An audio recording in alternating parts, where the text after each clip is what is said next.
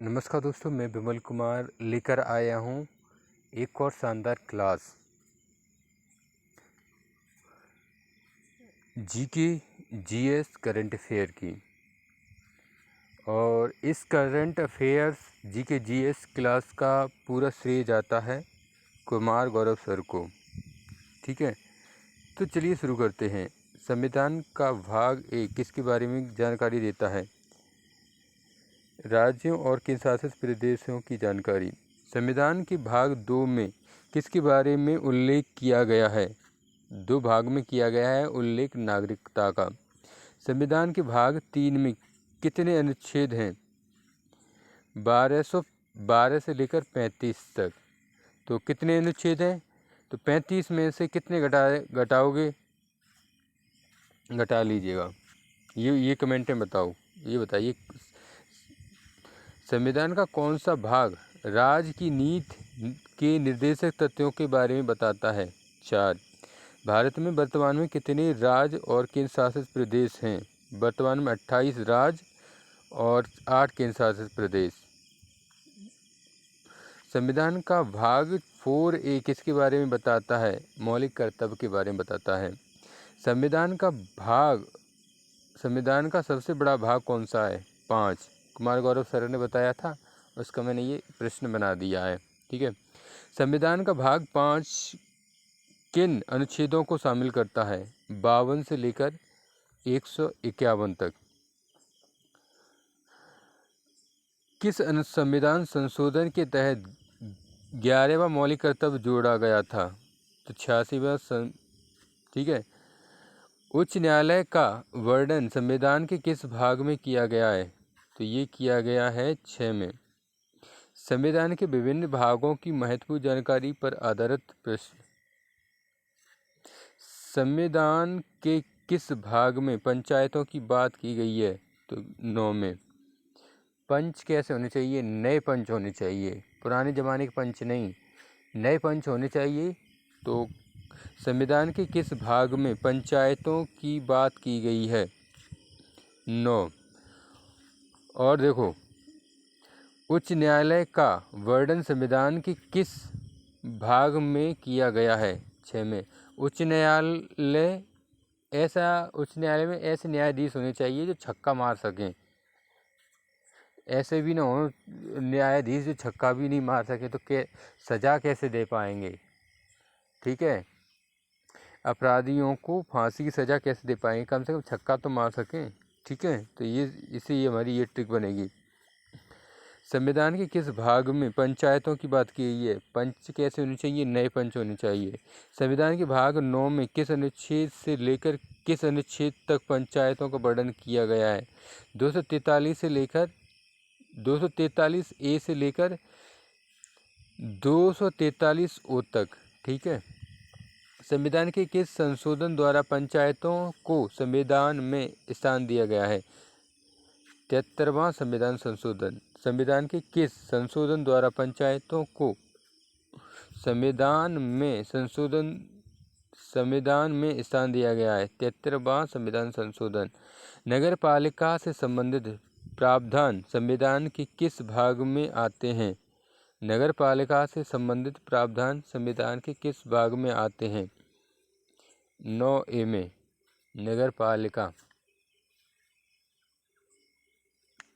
नगर पालिका में कैसे लोग रहने चाहिए? जो गांव के नए लोग हैं और उन पे ए आ गया है, मतलब मनी आ गया है, तो वो नगरों में चले गए हैं। तो ये हमारी ट्रिक रहेगी इसको याद करने की। संविधान के किस भाग में उच्च न्यायालय का वर्णन किया गया है? 6 में। उच्च न्यायालय का वर्णन कहाँ पर गया है? 6 में। तो उच्च न्यायालयों में न्यायाधीश कैसे होते हैं? कम से कम छक्का मार सकें। छक्का मतलब समझ रहे हो ना? ठीक है। संविधान के किस संशोधन द्वारा सहकारी समितियों को संविधान में जोड़ा गया? 97वां संविधान संशोधन। संविधान के भाग 10 में किस विषय का वर्णन किया गया है? संविधान के भाग 10 में किस विषय का वर्णन किया गया है? अनुसूचित और जनजातीय क्षेत्र जनजाति क्षेत्र, ज इसमें ज़्यादा आ रहा है, तो जे फॉर जग। अब जग से पानी दो अनुसूचित और जनजाति लोगों को, तो जे फॉर जे कौन से नंबर पर आती है? 10। दोस्तों मेरा ये याद कराने तक है, जात पात पर कोई भी बात नहीं करना चाहता, ठीक है। संघ और राज्यों के बीच संबंध का वर्णन संविधान के किस भाग में किया गया है? तो ये है 11 में। 11 आता है केपर। तो केपर एक संघ का लड़का मतलब केंद्र का लड़का, राज्य की लड़की, दोनों पतंग उड़ा रहे होते हैं। तो दोनों की पतंग फंस जाती है, तो दोनों लोग पतंग लूटने जाते हैं। फिर वहाँ पर उनकी बातचीत होती है, तो उनके बीच में संबंध बन गया, उनके बीच में रिलेशन बन गया। तो इससे हम ये चीज़ याद कर लेंगे। संघ और राज्य के बीच संबंध का वर्णन संविधान के किस भाग में किया गया है? तो ये किस में किया गया है? 11 में। वित्तीय संबंध और वित्त आयोग से संबंधित प्रावधान संविधान के किस भाग में आते हैं? अब देखो, लॉयन क्या है? जंगल का राजा। जंगल के राजा के पास वित्त नहीं होगा, जंगल के राजा के पास वित्त मतलब मनी नहीं होगा, तो वो कैसा राजा? तो जंगल का राजा मतलब लॉयन फॉर एल आती है 12 पे, तो इसका सही उत्तर क्या होगा? 12। याद करने की ट्रिक आपको याद हो गया होगा। संविधान के किस संशोधन द्वारा संपत्ति का अधिकार मौलिक अधिकार की सूची से हटा दिया गया? 44वां। संविधान के किस संशोधन द्वारा संपत्ति का अधिकार मौलिक अधिकार की सूची से हटा दिया गया? 44वां। निर्वाचन आयोग से संबंधित प्रावधान भारतीय संविधान के किस भाग में आते हैं? 15 में। निर्वाचन आयोग, भैया हमारे यहाँ तो क्या है, जो चुनाव आयोग ने, निर्वाचन आयोग ने जो वोट डालने जाए उसके संतरे बंटवाए। संतरे क्यों बंटवाए? कि लोग बाग वोट डालने आए, तो संतरे क्यों बंटवाए? तो यहाँ पर इस कहानी का संतरे मतलब ऑरेंज आता है ओ पर, ओ आता है 15 पर, तो यहाँ से हम ये याद रख सकते हैं। निर्वाचन आयोग से संबंधित प्रावधान संविधान के किस अनुच्छेद से लेकर किस अनुच्छेद तक हैं? तो ये है 324 से लेकर 329 तक। संविधान के किस भाग में विशेष वर्गों से संबंधित प्रावधान किए गए हैं? संविधान के किस भाग में? अब ये 16 साल का बच्चा हो जाता है, उसके लिए क्या करने चाहिए? विशेष, ठीक है, वर्गों विशेष प्रावधान करने चाहिए। 16 साल का बच्चा हो जाए ना, तो उसके लिए विशेष प्रावधान। और 17 साल का हो जाए तो उसकी भाषा में सुधार करो। 17 साल का बच्चा हो जाए तो उसकी भाषा में सुधार करो। और 18 का हो जाए, अगर भाषा में सुधार नहीं होगा तो खतरा है, ठीक है। तो देखो, यहाँ से याद करेंगे संविधान के किस भाग में विशेष वर्गों से संबंधित प्रावधान दिए गए हैं? तो क्या है उत्तर? 16। अनुसूचित जातियों के लिए राष्ट्रीय आयोग से संबंधित प्रावधान संविधान के किस अनुच्छेद में है?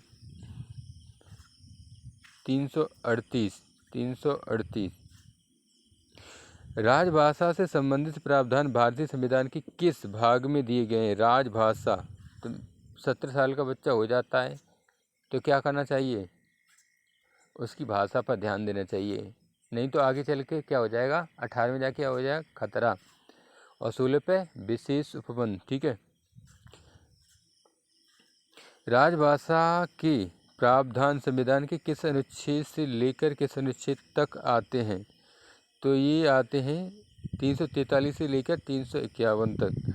आपातकालीन प्रावधान भारतीय संविधान के किस भाग में दिए गए हैं? तो बच्चे की भाषा सुधारनी चाहिए 17 में, 17 साल का हो जाए तो। और 17 साल के बाद 18 साल का होगा, अगर उसकी भाषा नहीं सुधरी तो आपातकाल लग जाएगा। तो आपातकाल लग जाएगा तो आपातकालीन प्रावधान होंगे कब? 18 साल का हो जाएगा तब। राष्ट्रीय आपातकाल भारतीय संविधान के किस अनुच्छेद में शामिल है? तो यह 352। तो ये तो पता ही है, 18 एंड में आ गया तो 300 पे तो आगे का नंबर तो 300 को तो नंबर याद ही बना रहेगा ना। 52, 18 चौक 52, तो यहाँ से ये हमें याद बना रहेगा। राष्ट्रीय शासन से संबंधित प्रावधान संविधान के किस अनुच्छेद में है? राष्ट्रपति शासन से संबंधित 52, 56। राष्ट्रपति बना देते हैं 56। बोलो 55 तो राष्ट्रपति बना देंगे 56। बोलो 56 तो राष्ट्रपति बना देंगे 55। बोलो 56 तो राष्ट्रपति बना देंगे, क्या बना देंगे? 55। तो ये एंड में जा रहा है ना, तो एंड में 300 तो आ ही जाएगा। राष्ट्रपति शासन से संबंधित प्रावधान संविधान के किस अनुच्छेद में है? कोई नेता गड़बड़ी करेगा, क्या गड़बड़ी करेगा? बोलेगा 56 तो राष्ट्रपति बना देंगे क्या? 55। इस ट्रिक से हमें यही चीज़ याद बनी रहेगी। संविधान के किस भाग में संविधान में संशोधन से संबंधित प्रावधान दिए गए हैं? संविधान के किस भाग में संविधान के किस भाग में संविधान में संशोधन से संबंधित प्रावधान दिए गए? अब 18 में लड़का बिगड़ गया, ठीक है, तो 20 में तो सुधार लो, समझ में आया? 20 में संशोधन कर लो। बच्चा 18 साल का बिगड़ गया तो 20 में आ गया, तो उसमें सुधार हो जाने चाहिए। 19 में नहीं सुधरा। 19 में क्या है? भारतीय संविधान के 19 भाग में क्या है ये बताइए। संविधान के भाग 21 में अस्थायी, संक्रमणकालीन और विशेष प्रावधान किस अनुच्छेद तक दिए गए हैं? संविधान के भाग 21 में अस्थायी, संक्रमणकालीन और विशेष प्रावधान किस अनुच्छेद से किस अनुच्छेद तक दिए गए हैं? 369 से 352 तक।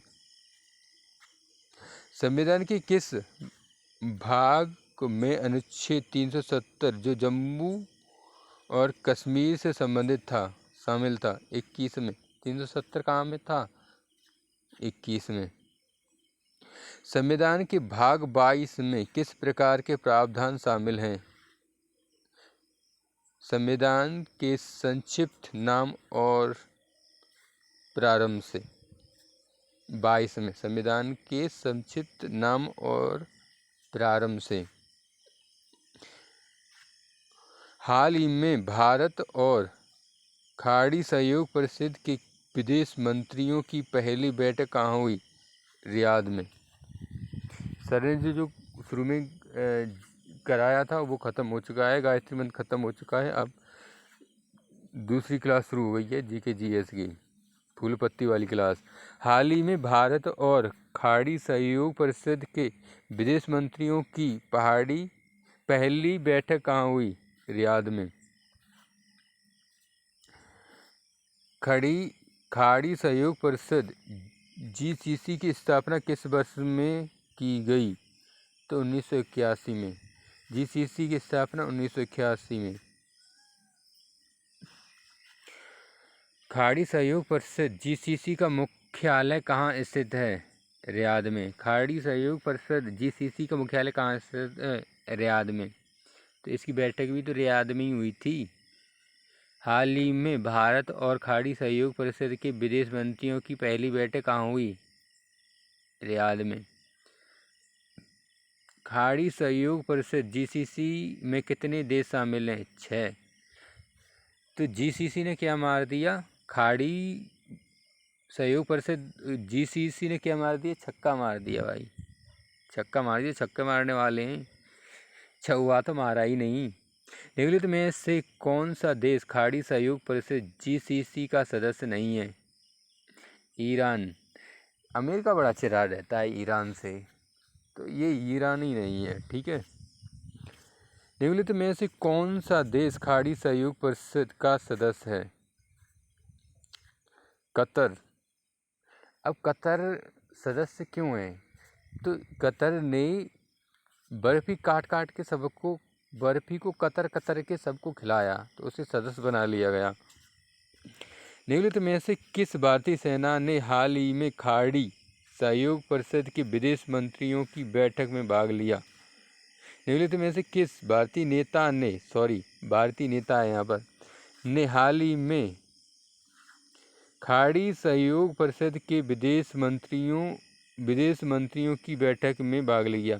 अरे विदेश मंत्रियों की बैठक है तो अपने भारत की भी तो विदेश मंत्री होंगे। कौन है भारत के विदेश मंत्री? एस जयशंकर। निम्नलिखित में से कौन सा देश खाड़ी सहयोग परिषद का सदस्य नहीं है? इराक, अमेरिका चिढ़ा रहता है, कतर है, सीरिया है, लेबनान है। तो जो कतर ने बर्फ़ी बांटी थी तो किसने ली थी? लेबनान ने। सीरिया ने कहा ये बर्फ़ी है सीरी बर्फ़ी है तो सीरी बर्फ़ी में दे दो, तो सीरिया। खाड़ी सहयोग परिषद GCC के सदस्य देशों की संख्या कितनी है? भैया छक्का मारा था, याद है ना। खाड़ी सहयोग परिषद में निम्नलिखित में से कौन से देश शामिल हैं? इराक शामिल नहीं है। Saudi Arab, UAE, Yemen, Syria, Bahrain, Lebanon, Kuwait, Iran. Saudi Arab, UAE, Qatar. Saudi Arab, Iran America का दुश्मन है, सऊदी अरब अमेरिका का दोस्त है, तो इसलिए शामिल हो गया किसमें? GCC में। खाड़ी सहयोग परिषद में GCC में कौन सा देश शामिल नहीं है? भैया ईरान अमेरिका का दुश्मन है और सऊदी अरब अमेरिका का दोस्त है, इसलिए GCC में शामिल है।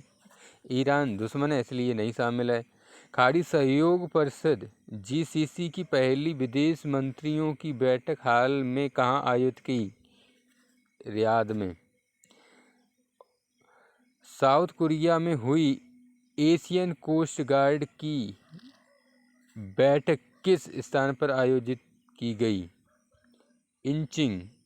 साउथ कोरिया में हुई एशियन कोस्ट गार्ड की बैठक किस स्थान पर आयोजित की गई? इंचिंग। निम्नलिखित में से कौन सा देश खाड़ी सहयोग परिषद GCC का सदस्य नहीं है?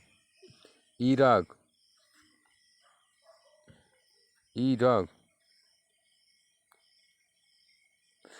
UAE की राजधानी क्या है? Abu Dhabi. UAE की राजधानी क्या है? Abu Dhabi. सऊदी अरब की मुद्रा क्या है? रियाल। सऊदी अरब की मुद्रा क्या है? रियाल। पेरिस पैरालंपिक 2024 की पदक तालिका में भारत का कौन सा स्थान प्राप्त हुआ? 18वां। पेरिस पैरालंपिक में भारत के ध्वजवाहक कौन थे? सुमित, भाग्यश्री के साथ सुमित के भाग्य खुल गए, तो उत्तर क्या है? सुमित, अंतिल और भाग्यश्री। पेरिस पैरालंपिक 2024 की पदक तालिका में कौन सा देश पहले स्थान पर आया? भैया चाइना, हाथ मार ले गया। साउथ कोरिया की राजधानी क्या है? सियोल। हाल ही में पेरिस पैरालंपिक 2024 में भारत ने कुल कितने पदक जीते? तो 29। पेरिस पैरालंपिक 2024 में भारत ने कितने गोल्ड जीते? 7। जब तो गोल्ड के तो जा खिले में तो भारत ने भामरें डाल ली। भामरें कितनी होती हैं? 7। गोल्ड के साथ भामरें डाल ली तो 7 गोल्ड मेडल ले आई। पेरिस पैरालंपिक 2024 में भारत की रैंक क्या रही? 18 भैया, पहली चाइना की। पेरिस पैरालंपिक 2024 में पदक तालिका में पहले स्थान पर कौन सा देश रहा? भैया चाइना, हाथ मान लेगा। पेरिस पैरालंपिक 2024 में भारत का सबसे प्रदर्शन करने वाले खिलाड़ियों में से किसने भाला फेंक में गोल्ड मेडल जीता? भैया मज़ेदार आदमी है। सुमित अंजल भैया भाला फेंक के भैया गाली देवे लगो। सेलिब्रेशन गाली देने वाला था इनका भाई, और बड़ा ही मज़ा आया। अब इनकी शॉट देखो बहुत कर्री वायरल हो रही है। ये तो मज़ेदार आदमी, ये तो आप देखो, ये तो बच्चे बच्चे को याद बना रहेगा। पेरिस पैरालंपिक 2024 में अवनी लेखरा ने किस खेल में गोल्ड मेडल जीता? शूटिंग में। पेरिस पैरालंपिक में अवनी लेखरा शूटिंग में, इन्हें की जो शूटिंग वाला गन थी ना, वो कैसी थी? लेखरा की खरा मतलब खरी गन थी इनकी। तो इसमें क्या जीता? पेरिस पैरालंपिक 2024 में अवनी लेखरा ने किस खेल में गोल्ड मेडल जीता? शूटिंग में। दोस्तों ये ट्रिक से अगर आप रिवीजन कर लेते हो ना, तो आपको याद बना रहेगा। अगर आप यहीं से रिवीजन नहीं करते हो तो आप एग्जाम में जाओगे तो वहाँ पर आप फंस जाओगे। आपको ये लगेगा ये मेरे को याद था और मेरे को याद नहीं आ रहा है, ठीक है। और याद भी आएगा तो देर में याद आएगा, जब तक टाइम ले लेगा तो आप और क्वेश्चन नहीं कर पाओगे। जीएस के क्वेश्चन तो ऐसे होने चाहिए जो आप धकाधक करते जाओ, है ना। पेरिस पैरालंपिक 2024 में अवनी लेखरा ने किस खेल में गोल्ड मेडल जीता? शूटिंग में। पेरिस पैरालंपिक 2024 में भारत के लिए पहला गोल्ड किसने जीता? अवनी लेखरा ने। पहला बा। इनकी गन कैसी थी? खरी थी। किस भारतीय खिलाड़ी का सिल्वर मेडल डिस्क्वालिफिकेशन के बाद गोल्ड में बदल गया? नवदीप सिंह का। एक बार इन्हें सर्च करके देखते हैं ये कौन है।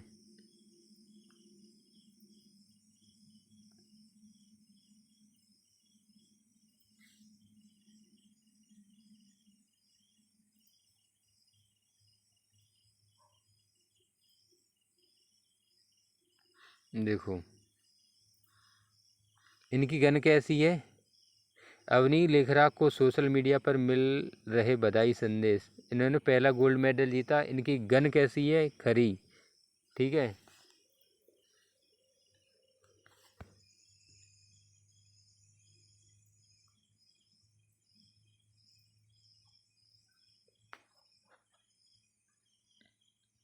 अवनी लेखरा। किस भारतीय खिलाड़ी का सिल्वर मेडल डिस्क्वालिफिकेशन के बाद गोल्ड में बदल गया? नवदीप सिंह। इन्हें भी सर्च कर लेते हैं एक बार।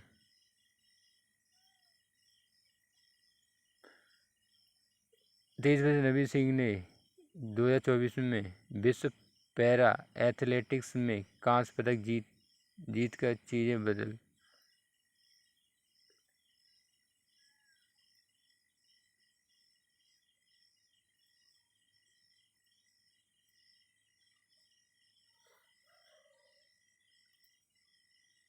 जैसा गुस्सा। नवदीप सिंह गोल्ड। इनकी आपने ये रहे।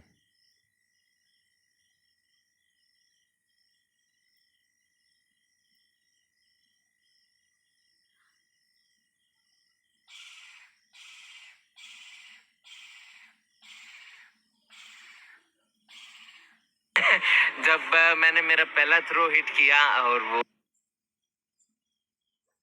ठीक है। किस भारतीय खिलाड़ी का सिल्वर मेडल डिस्क, ठीक है,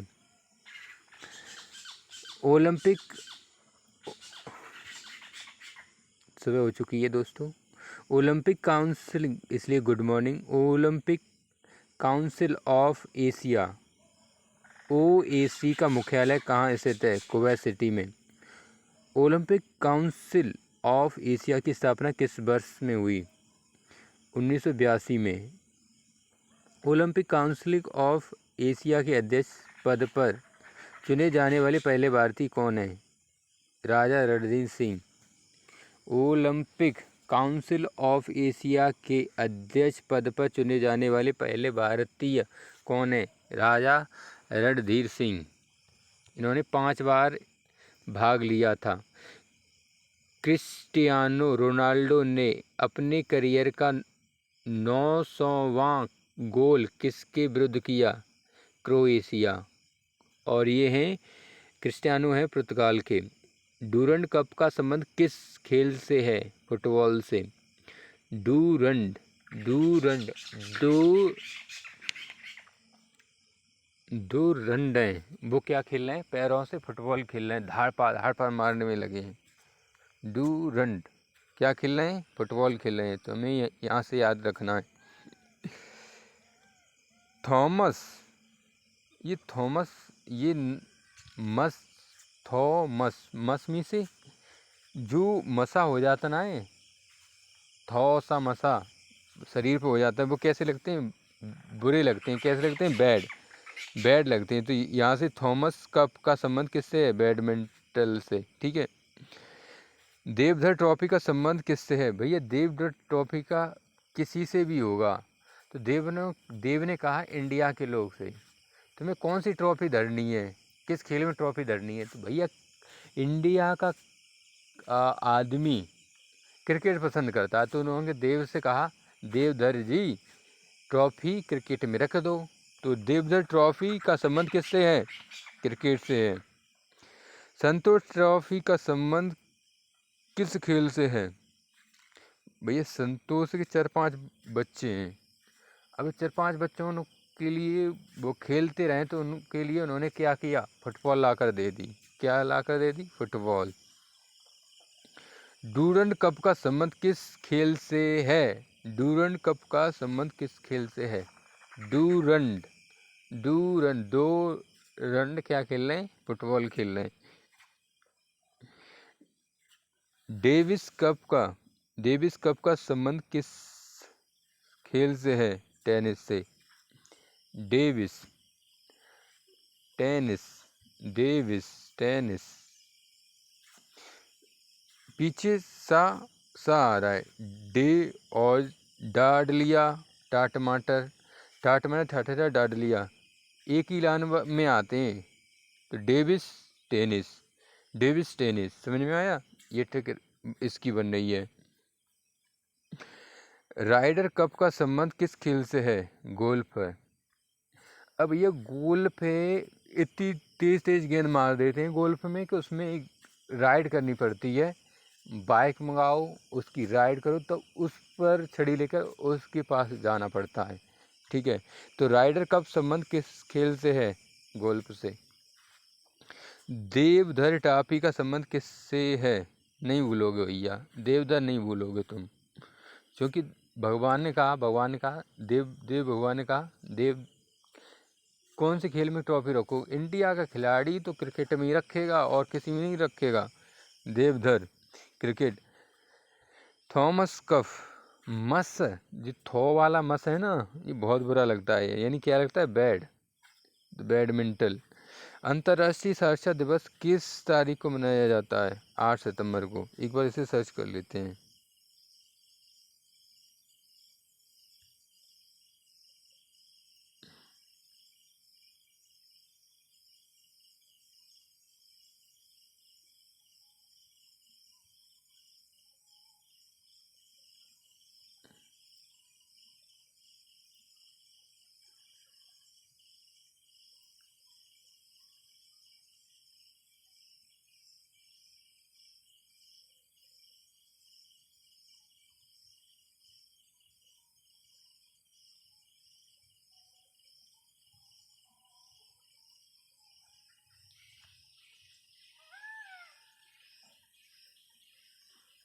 8 सितंबर को। ठीक है, मिल गया।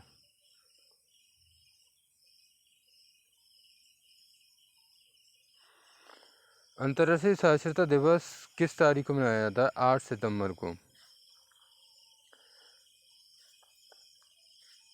8 मतलब एच फॉर हिंदी। हिंदी में तो साक्षर होने चाहिए ना। अगर हिंदी में भी आप साक्षर नहीं हो तो क्या है? आप पर सितम है।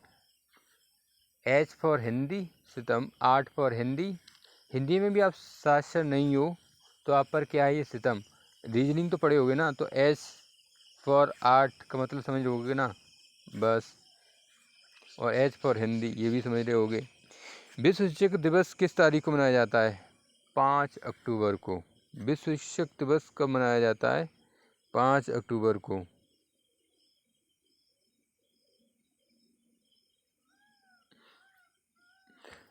शिक्षक दिवस 5 अक्टूबर को मनाया जाता है।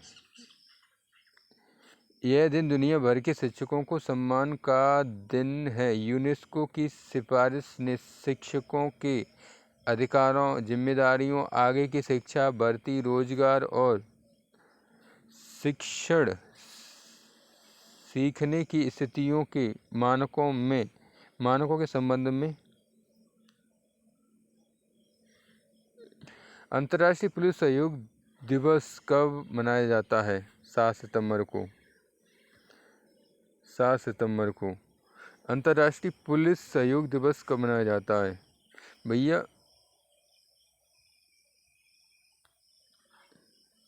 7 सितंबर को। 7 सितंबर को पुलिस लेके जाएगी, फिर जो बदमाश होते हैं उनके साथ साक्षरता दिवस खेलेगी। क्या खेलेगी? साक्षरता, उन्हें साक्षर बनाएगी। नारंग कप का संबंध किस खेल से है? बैडमिंटन से। नारंग नारंग नारंग भैया नारंग ये बुरी आदत है। कैसी आदत है? बैड आदत है। नारंग रंगना बैड आदत है। तो यहाँ से हम याद कर लेंगे। इंटरपोल की स्थापना कब हुई? 1923 में। इंटरपोल की स्थापना कब हुई?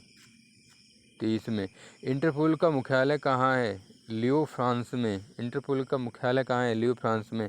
भारत की सर्वाधिक साक्षरता दर किस राज्य में है? भैया केरल में। अग्नि 4 बैलिस्टिक मिसाइल का सफल परीक्षण कहाँ किया गया? उड़ीसा में।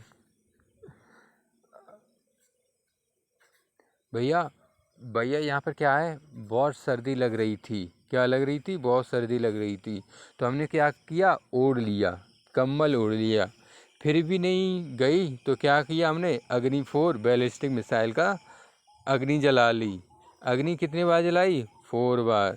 तो यहाँ से हमें ये चीज़ याद रहेगी।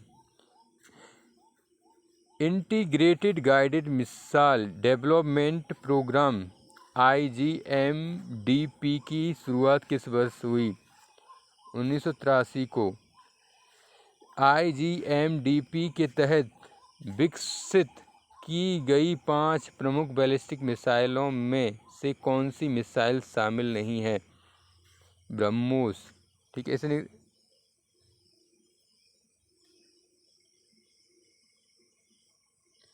थोड़ा सर्च करते हैं।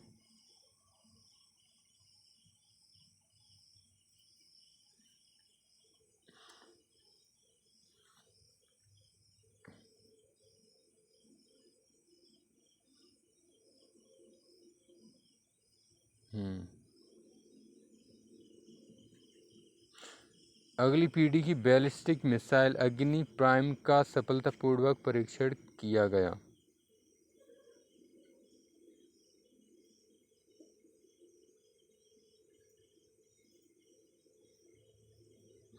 आप इसे भी सर्च करके पढ़ सकते हैं।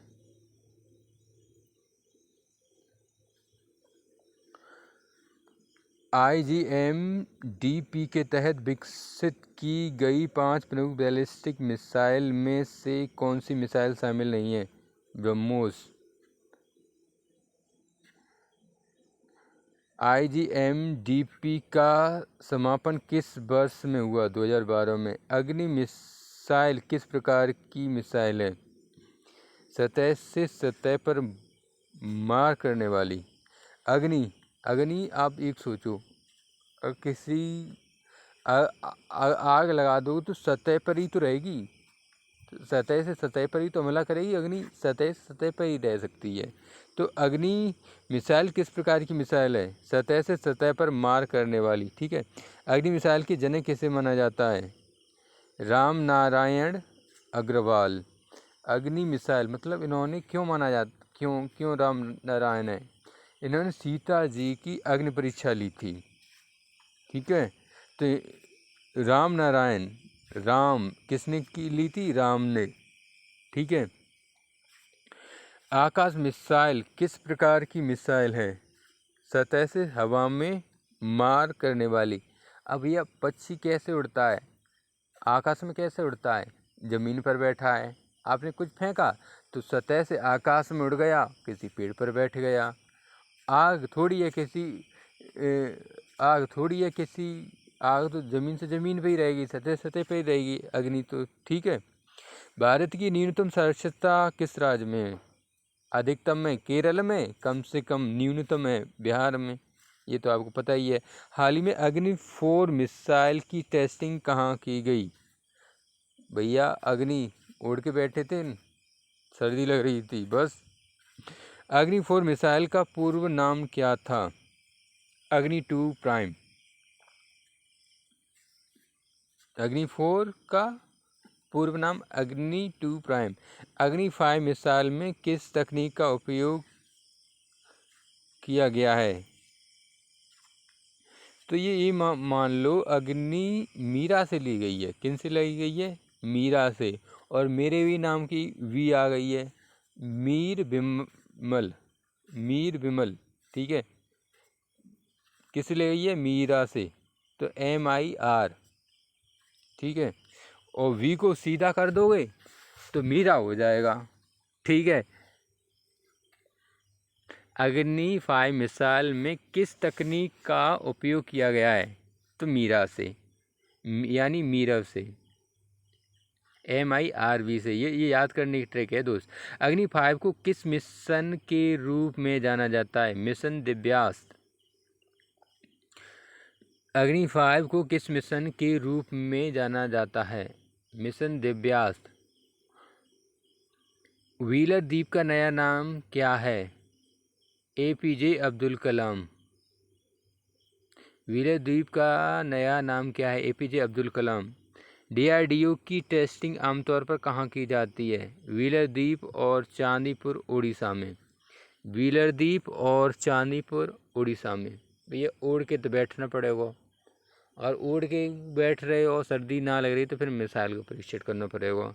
तो DRDO की जो जिन्हें सर्दी लगाती है तो वे क्या करता है? उड़ के बैठता है।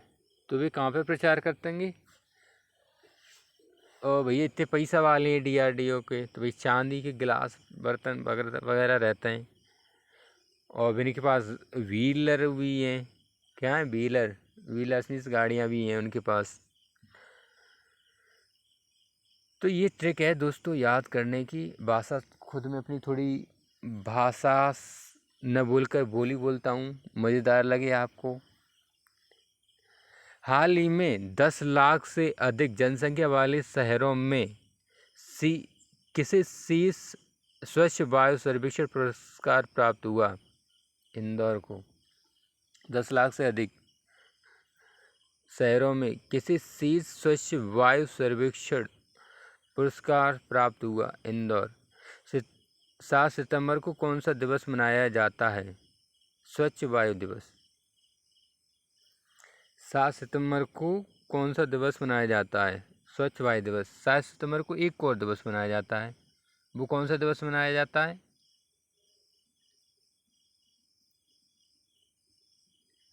राष्ट्रीय पोषण सप्ताह भारत में प्रति वर्ष 1 से 7 सितंबर तक राष्ट्रीय पोषण सप्ताह मनाया जाता है। यह महिला एवं बाल विकास मंत्रालय, भारत सरकार द्वारा की गई पहल है।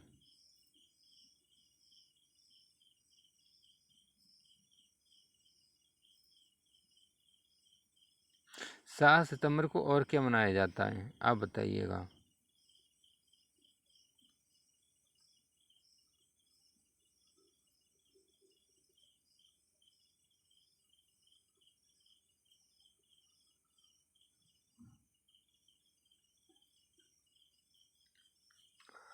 सात सितंबर को कौन सा दिवस मनाया जाता है?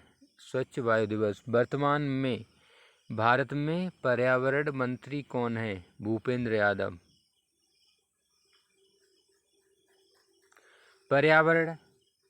पर्यावरण में क्या आता है? भू आती है कि ना आती है? तो बस यादव जी। पर्यावरण में भू नहीं आए तो कैसा पर्यावरण? स्वच्छ वायु सर्वेक्षण 2024 में अवार्ड को होस्ट करने वाला राज्य कौन है? भैया राजस्थान। यहाँ दिए गए कंटेंट 10 लाख से अधिक जनसंख्या वाले शहर में प्रथम स्थान पर कौन सा है? सूरत। 3 लाख से अधिक 10 लाख के बीच जनसंख्या वाले शहर में प्रथम स्थान पर कौन है? फिरोजाबाद। भैया फिरोजाबाद है ये, हम फिरोजाबाद के ही हैं दादा, लेकिन हमें यकीन ना हो रहा। 3 लाख से कम जनसंख्या वाले शहर में प्रथम स्थान पर कौन है? रायबरेली। रायबरेली से कौन है? झुमका गिरा रे बरेली के बाजार में, किन का गिरा है? सोनिया गांधी का। तो सोनिया गांधी वहाँ से सांसद हैं, रायबरेली से। रायबरेली के वर्तमान सांसद कौन है? सोनिया गांधी। लोकसभा में वर्तमान प्रोटेम स्पीकर कौन थे? भर्तृहरि महताब। याद ही होगा, इजी है। पब्लिक अकाउंट कमेटी के अध्यक्ष किसे बनाया गया? केसी वेणुगोपाल को। टाइम एआई 2024 की सबसे प्रभावशाली लोगों की सूची में किस कैबिनेट मंत्री को शामिल किया गया है? अश्विनी वैष्णव को। लोग टाइम एआई 2024 की सबसे प्रभावशाली लोगों की सूची में किस कैबिनेट मंत्री को शामिल किया गया है? अश्विनी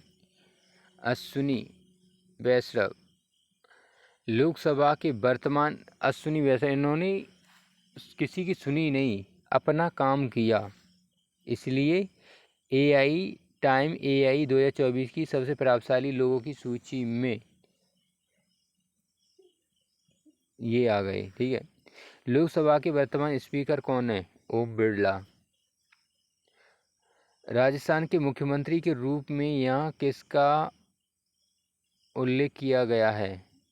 भजन लाल। राजस्थान के मुख्यमंत्री तो भजन करते रहते हैं। क्या करते हैं? भजन करते हैं। अश्विनी वैष्णव को किस मंत्रालय के लिए टाइम एआई 2024 में सबसे प्रभावशाली लोगों की सूची में शामिल किया गया? इलेक्ट्रॉनिक और सूचना प्रौद्योगिकी मंत्रालय।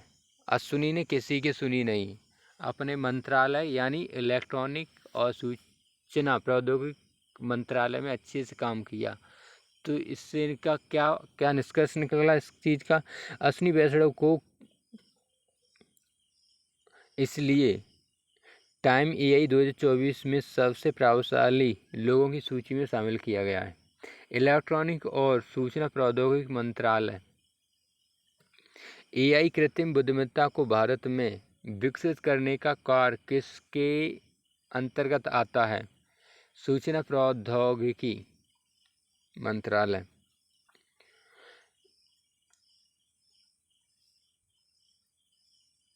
विश्व की पहली एआई राजदूत का नाम क्या है? विक्टोरिया सी। भारत की पहली एआई टीचर कौन है? आइरिस।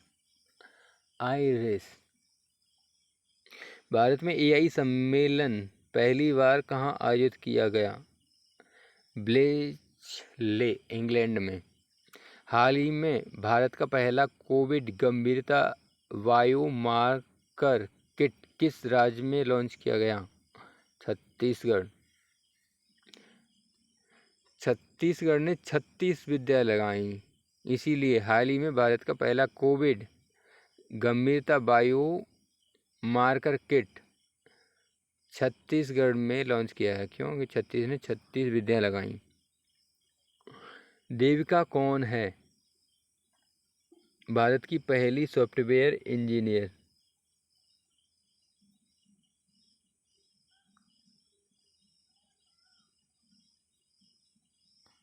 देविका कौन है ये बताओ।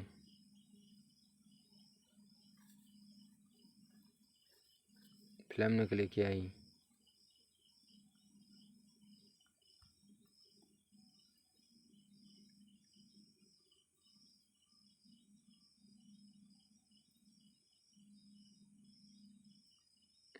देविका है एआई, भारत का पहला एआई सॉफ्टवेयर इंजीनियर। ठीक है, वहाँ पे थोड़ी मिस्टेक है, इसलिए मैंने आपको ये सर्च करके दिखा दिया।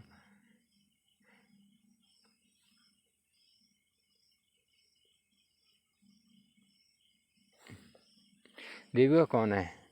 भारत की पहली एआई सॉफ्टवेयर इंजीनियर। छत्तीसगढ़ का कौन सा नृत्य प्रसिद्ध है? पंथी नृत्य। पंथी को पंची याद करो, 36 यानी पंची संख्या मिल रहा है। हाल ही में किस बीमारी को ग्लोबल हेल्थ इमरजेंसी घोषित किया? Monkeypox, mpox.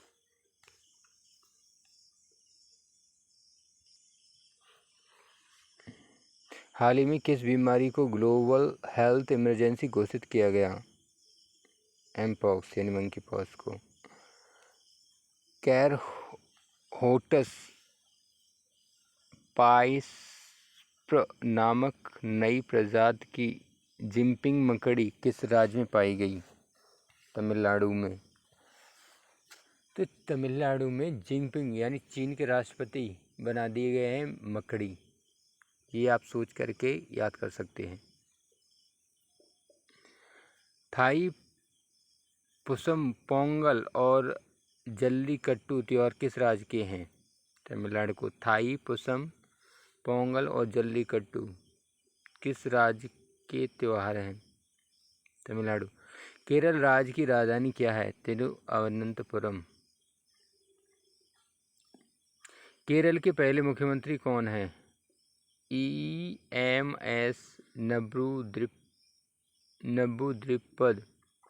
हाल ही में किस राज्य ने डेंगू के कारण स्वास्थ्य आपातकाल घोषित किया? केरल ने।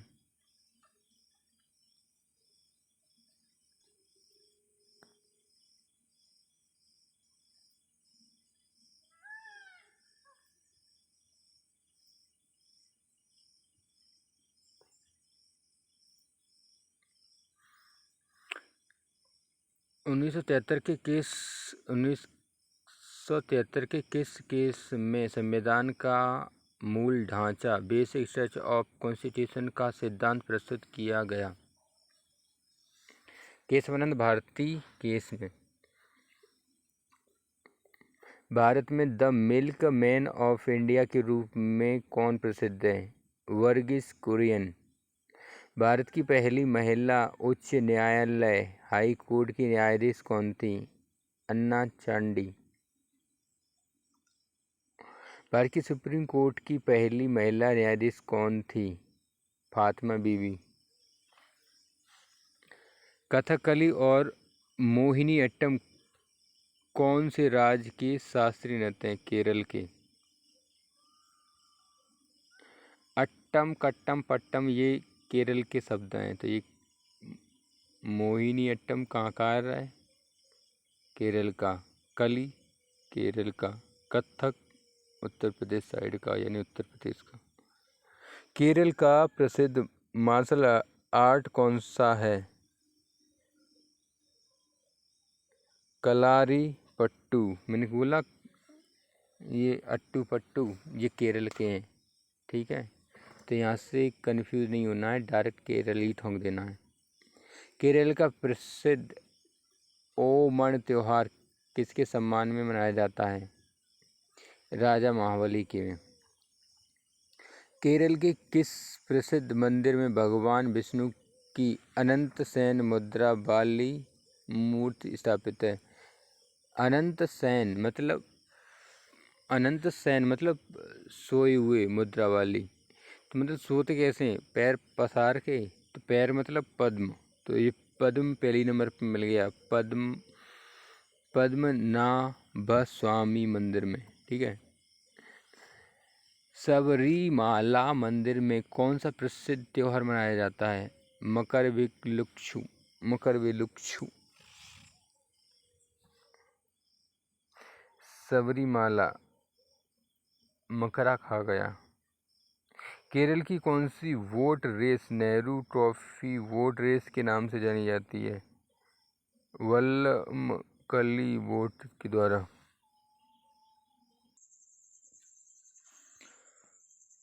केरल की कौन सी boat race Nehru trophy boat race के नाम से जानी जाती है, वल्लमकली वोट रेस। यूनेस्को द्वारा केरल के किस नृत्य रूप को संस्कृत धरोहर के रूप में शामिल किया है, इंटेजिबल कल्चरल हेरिटेज, कुटियाट्टम, अट्टम पट्टम पट्टम, जो मैंने बोला था ना, ये केरल के होते हैं, कुटिया। केरल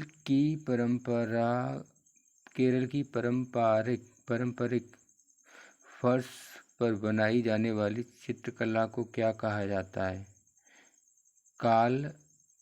कालमेघुतु। भारत का पहला साहित्यिक शहर कौन सा है, कोझिकोड। पेरियार राष्ट्रीय उद्यान जो कि हथियारों के लिए प्रसिद्ध है, पेरियार राष्ट्रीय उद्यान जो कि हाथियों के लिए प्रसिद्ध है, किस राज्य में है, केरल के लिए। केरल का राज पशु कौन सा है, हाथी। साइलेंस वैली राष्ट्रीय उद्यान किस राज्य में स्थित है, केरल में। नीलगिरी तहर किस राज्य का राज पशु है, तमिलनाडु। एराविकुलम राष्ट्रीय उद्यान किस राज्य में स्थित है, केरल में। परावेलुकम टाइगर रिजर्व किस राज्य में स्थित है, केरल में। नीलगिरी तहर मुख्य रूप से किस राष्ट्रीय उद्यान में पाया जाता है, एराविकुलम राष्ट्रीय उद्यान में। निम्नलिखित में से केरल और नागालैंड दोनों का राज पक्षी कौन सा है, हॉर्नबिल। केरल का राज पक्षी वृक्ष कौन सा है, केरल का राज्य वृक्ष कौन सा है, नारियल का पेड़। भारत की सबसे लंबी झील कौन सी है, वेम्बनाड झील। अष्टमुदी झील जिसकी अष्टकृत स्टार के जैसी होती है, किस राज्य में स्थित है, केरल में। स्नेक वोट रेस किस राज्य में होती है, जिसे नेहरू ट्रॉफी भी कहा जाता है, केरल। दक्षिण भारत की सबसे ऊंची चोटी कौन सी है, अनाईमुंडी। अनाईमुंडी चोटी की ऊंचाई कितनी है, 2695। केरल राज्य का प्रमुख राष्ट्रीय उद्यान कौन सा है, साइलेंस वैली। नीलगिरी तहर किस राष्ट्रीय उद्यान में पाया जाता है, एराविकुलम राष्ट्रीय उद्यान। कार्डमम पहाड़ियाँ, इलायची पहाड़ियाँ किस राज्य में स्थित हैं, केरल में। भारत की दक्षिणतम पहाड़ी कौन सी है, इलायची पहाड़ी। पेरियार नदी पर कौन सा बांध स्थित है, मुल्ला पेरियार बांध। केरल और तमिलनाडु के बीच विवादित बांध कौन सा है, मुल्ला पेरियार बांध। डैम 999 फिल्म किस बांध के बारे में है, मुल्ला पेरियार बांध। भरतपुजा नदी के ऊपर कौन सा बांध स्थित है, मल्लमपुजा बांध। भरतपुजा नदी के ऊपर कौन सा बांध स्थित है? मल्लमपुजा बांध। पेरियार नदी के ऊपर कौन सा प्रसिद्ध बांध स्थित है? मुल्ला पेरियार बांध। अरब सागर की रानी किस शहर को कहा जाता है? कोची। केरल के किस जिले में मल्लमपुजा बांध स्थित है? पलक्कड़। मल्लमपुजा बांध किस तरफ स्थित है? पल पे लक्कड़ से पैर में लग गई। ठीक है, तो लक्कड़ से लग गई, समझ में आया? केरल के किस जिले में मल्लमपुजा बांध स्थित है? पूजा के पल पर यानी पलक पर लक्कड़ से लग गई। अरब सागर की रानी किस शहर को कहा जाता है? कोची को। पेरियार नदी के ऊपर कौन सा प्रसिद्ध बांध स्थित है? मुल्ला पेरियार बांध। मल्लापुजा बांध भरतपुजा नदी के पूजा मिल रहा है ना, कॉमन, तो यहीं से हम याद कर लेंगे इसको। केरल के जिले में मल्लापुजा बांध स्थित है? पलक्कड़म। केरल में किस बांध के खुलने से कुछ साल पहले बाढ़ आई थी? इडुक्की बांध। कसाब साड़ी का जीआई टैग किस राज्य के पास है? केरल के पास। नावारा चावल का जीआई टैग किसके राज्य के पास है? केरल। लाम्बो टीका सागवान का जीआई टैग किस राज्य के पास है? केरल। भारत के प्रधानमंत्री की नियुक्ति कौन करता है? राष्ट्रपति। सुप्रीम कोर्ट के परामर्श लेने का प्रावधान किस अनुच्छेद में है? 143 में। सुप्रीम कोर्ट से परामर्श लेने का संसद सुप्रीम कोर्ट से परामर्श लेगी, मतलब इनके बीच में क्या है? लव। क्या है? लव में से 143 है। क्या है? 143। राष्ट्रपति अपना त्यागपत्र किससे सौंपता है? उपराष्ट्रपति को।